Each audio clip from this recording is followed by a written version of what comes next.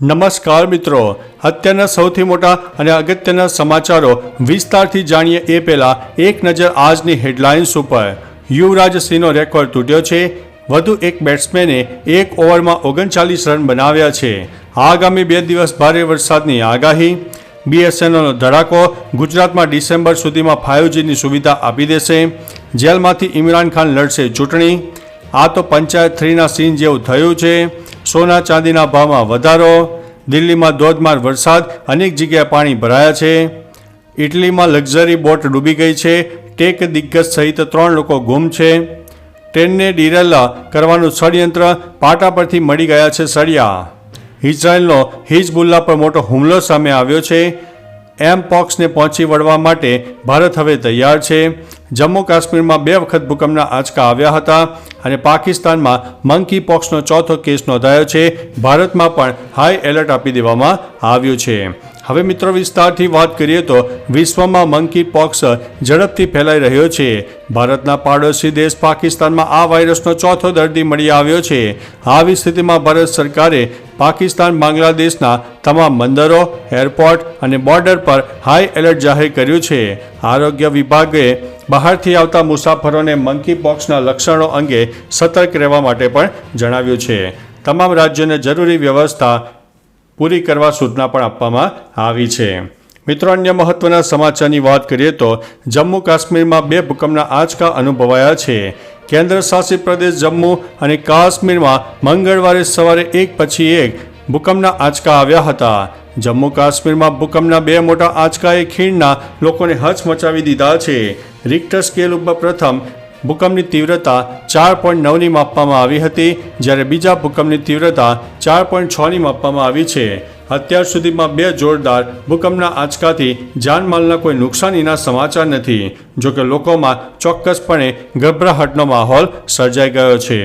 મિત્રો, અન્ય મહત્વના સમાચારની વાત કરીએ તો મંકી પોક્સને પહોંચી વળવા ભારત તૈયાર છે।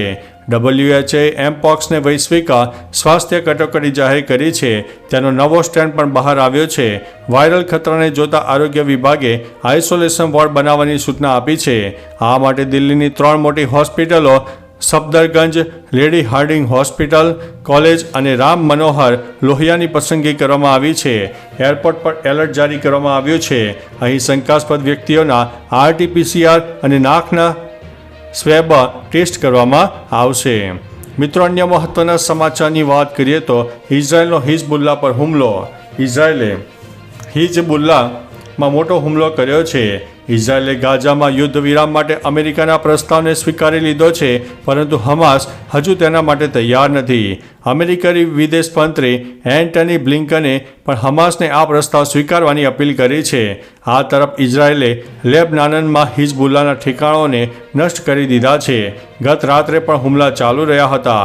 ઇઝરાયલનું કહેવું છે કે જો હિઝબુલ્લા તેની ગતિવિધિઓથી દૂર નહીં રહે તો લેબનોનની હાલત પણ ગાઝા જેવી થઈ જશે।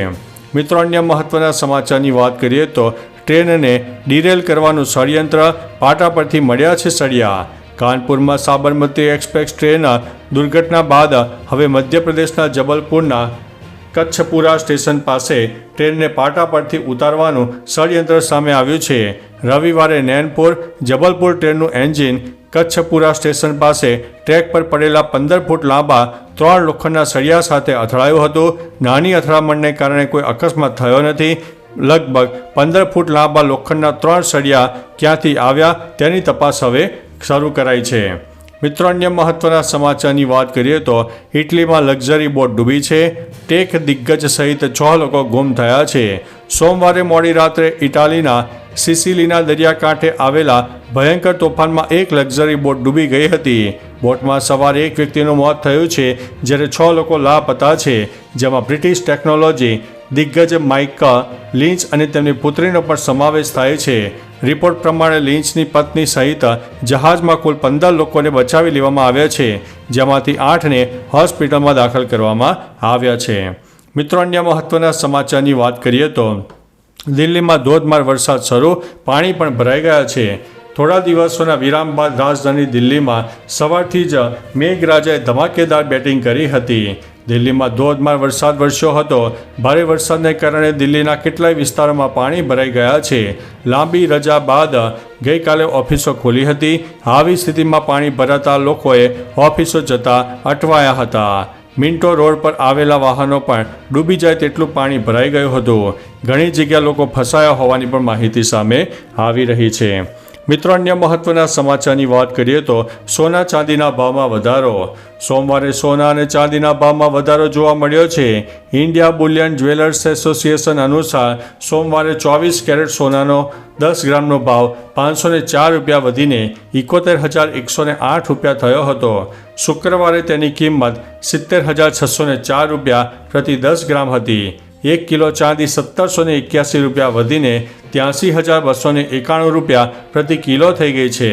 આ પહેલાં શુક્રવારે ચાંદીનો ભાવ 81,510 રૂપિયા પ્રતિ કિલો જોવા મળ્યો છે. મિત્રો, અન્ય મહત્વના સમાચારની વાત કરીએ તો આ તો પંચાયત 3 પિક્ચરના સીન જેવું થયું. તમને પંચાયત 3નું સીન યાદ હશે, જેમાં એક નેતા કબૂતરને ઉડાડવાનો પ્રયત્ન કરે છે, પરંતુ કબૂતર ઉડવાને બદલે નીચે પડીને મૃત્યુ પામે છે. આવું જ એક સીન છત્તીસગઢમાં જોવા મળ્યો હતો, જ્યાં સ્વતંત્રતા દિવસના અવસરે એસપી સાહેબો સ્ટેજ પરથી સફેદ કબૂતર ઉડાવી રહ્યા હતા, પરંતુ કબૂતર ઉડવાને બદલે નીચે પડી ગયું હતું અને બધા દંગ રહી ગયા હતા. મિત્રો, અન્ય મહત્વના સમાચારની વાત કરીએ તો જેલમાંથી ઇમરાન ખાન લડશે ચૂંટણી. પાકિસ્તાનના પૂર્વ વડાપ્રધાને બ્રિટનના એક્સફોર્ડ યુનિવર્સિટીના ચાન્સેલર બનવા માટે અરજી કરી છે. આ માહિતી તેમની પાર્ટી દ્વારા આપવામાં આવી છે. તેમની પાર્ટીએ સોશિયલ મીડિયામાં માહિતી પોસ્ટ કરતાં જણાવ્યું છે કે એક્સફોર્ડના ભૂતપૂર્વ વિદ્યાર્થી ઇમરાન ખાને પાર્ટીના લંડન સ્થિત પ્રવક્તા સૈયદ ઝુલ્ફિકાર દ્વારા ઔપચારિક રીતે વિનંતી કરી હતી. ઇમરાન ખાન જેલમાંથી ચૂંટણી લડે તેવી પણ શક્યતાઓ સેવાઈ રહી છે. મિત્રો, અન્ય મહત્વના સમાચારની વાત કરીએ તો BSNLનો મોટો ધડાકો. ગુજરાતમાં ડિસેમ્બર સુધીમાં 5G સેવાઓ આપશે.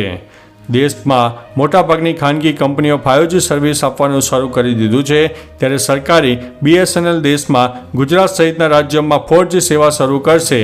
ત્યારે 2G, 3G બાદ હવે 4G સેવા શરૂ કરવા જઈ રહેલા BSNLને સોશિયલ મીડિયામાં પણ વધાવી લેવામાં આવ્યું છે.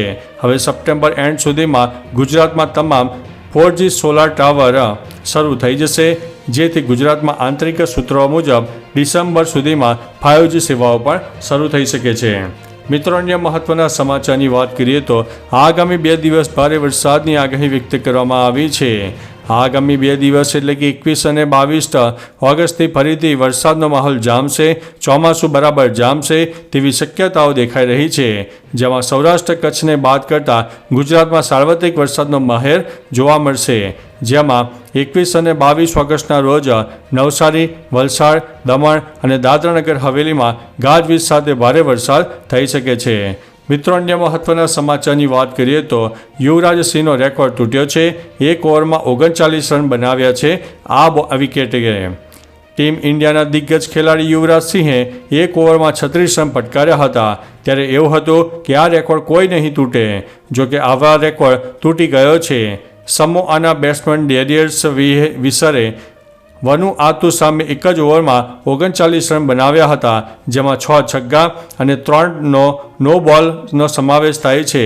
આ રીતે 1 ઓવરમાં 39 રન બનાવ્યા, જે એક વર્લ્ડ રેકોર્ડ છે. અત્યાર સુધીમાં T20 ઇન્ટરનેશનલમાં 1 ઓવરમાં 39 રન નથી બન્યા. તો ચાલો મિત્રો, ફરીથી દેશ અને દુનિયાના સુપરફાસ્ટ સમાચાર લઈને મળતા રહીશો. ત્યાં સુધી અમને રજા આપશો. નમસ્તે.